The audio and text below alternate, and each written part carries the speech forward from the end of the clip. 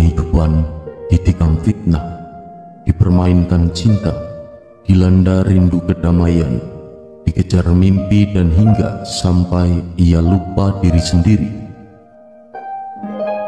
Karena semua waktunya telah dia habiskan untuk berpikir tentang hidup, tentang kehidupan, tentang umat, tentang ketaatan, tentang kesabaran, tentang keimanan, tentang ketabahan, dan segudang tentang yang tak cukup untuk ditulis. Ya, dia seperti bukan manusia lagi, karena dia pun telah lupa sebagai manusia. Jika kita ini adalah manusia, maka ada susah dan ada senang, ada tangis dan tertawa, ada derita dan pula bahagia, dan lain sebagainya, yang semuanya selalu berpasangan. Sementara dia telah kehilangan pasangan karena dia diberi susah, diberi derita, diberi fitnah, dibenci orang, dan semua yang tak mengenakan layaknya kehidupan orang lain. Sementara sepercik kebahagiaan dan kesenangan masih menjauh darinya, dia berjalan dalam satu sisi dan telah meninggalkan sisi yang lainnya. Jika manusia mengambil nikmatnya, maka dia mengambil deritanya. Itulah yang aku maksudkan, bahwa ia sudah seperti bukan manusia lagi dan sudah meninggalkan pasangan sebagaimana layaknya kehidupan kita. Ya, karena dia sudah tidak diberi waktu untuk menikmati rasanya hidup. Dia selalu terpinggirkan, selalu tersisihkan, selalu tercelakan meskipun dia tidak tercela. Ya, dia selalu dianggap bodoh meskipun dia adalah lautan ilmu. Dia termiskinkan meskipun dia adalah kunci dari harta benda dunia, dan dia selalu dianggap salah dan keliru meskipun sesungguhnya dia dijalankan dalam kebenaran. Sejenak aku terhenti dari menulisku, namun tiba-tiba kata mengalir kembali. Aku tak ingin menulis, namun dipaksa untuk menulis. Dia seperti gembel yang tak berarti, meskipun dia adalah intannya dunia dan mutiaranya surga. Dia tidak seperti orang alim, meskipun dia adalah yang dikasihi Allah dan Rasul-Nya, melebihi para alim.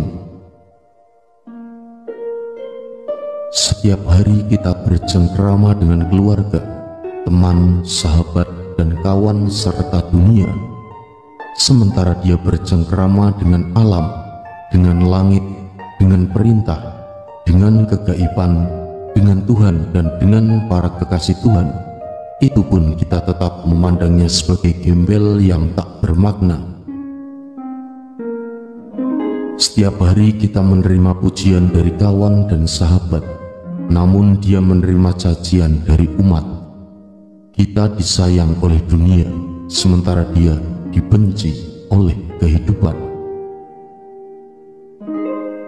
Ya, sedemikian hebatnya perhara mengiringi kehidupannya. Dia memang yang terpilih, meskipun tak ingin dipilih. Dia tak ingin menjalani sebagai pilihan Tuhan, namun dia dipaksa oleh Tuhan yang tak biasa menerima sebuah penolakan.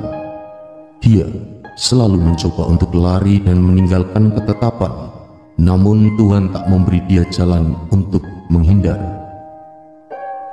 Dia bersembunyi dalam terang, karena dia bicara padaku, padamu, dan pada kita semua. Namun kita tak pernah tahu siapa dia yang sesungguhnya. Dia tak pernah mengaku dan tak mau pula diakui. Jika ada yang tahu bahwa dia benar, dia baik, maka dia akan segera menutup dirinya dengan sesuatu yang dianggap tidak baik dan tidak benar, meskipun itu adalah hal yang benar di hadapan Tuhan. Sungguh, dia adalah misteri. Bahkan semua orang mencari karena dia adalah kekasih sejati. Dan karena siapa yang ingin doanya didengar Tuhan dan disayang Rasul, maka orang itu harus mendengar doanya dan mendengar sholawatnya. Betapa Tuhan jadikan dia terlebih istimewa dari dunia, meskipun seisi dunia tidak mengetahuinya. Tuhan jadikan dia sebagai pemimpin seluruh alam, meskipun dia belum duduk di singgasana. Dia adalah sang kekasih sejati, karena dia adalah Ratu Adil, karena dia adalah Imam Mahdi, karena dia adalah Satrio Peningit, karena dia adalah budak Angon, karena dia adalah budak Jambutan, karena dia adalah seorang satria sinisian Wahyuning Gusti, maka dia disebut sebagai satu raga 1000 jiwa. Dia akan segera datang. Ya, jika dia tak mau, maka akan dipaksa Tuhan untuk datang kepada umat, karena negosiasinya dengan alam telah mencapai jalan buntu. Karena alam sudah sangat tidak terima dia dihina, dicaci dan dimaki, dianggap sebagai gelandangan dan gembel yang tak berarti, meskipun dia lebih menyukai dianggap sebagai orang yang rendah oleh semuanya, karena dia tidak ingin dianggap tinggi oleh Tuhan.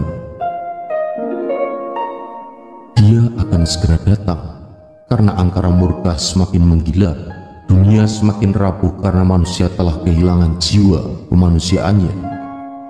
Ya, dia akan segera datang setelah alam bergelora, tapi jangan takut, karena alam tak pernah salah memilih, dan dia mendoakan semuanya dengan kebaikan dan kebenaran. Sejenak kemudian kulepaskan sesak nafasku. Kata-kata telah berhenti. Kemudian terpikir dalam diriku, kenapa aku bisa menulis seperti ini? Apakah dia telah datang menghampiriku walau hanya sejenak waktu? Bagiku, kebaikan dan kebenaran adalah sebuah amanah, dan amanah harus disampaikan. Demikianlah sepertinya menjadi sebuah pesan dari yang tidak aku ketahui, karena dia berada dalam ruang misteri, meskipun dia hidup di tempat yang sangat terang. Wallahu a'lam bishawab. Hanya Tuhan yang Maha Tahu. Mugio Rahayu 1 Dumati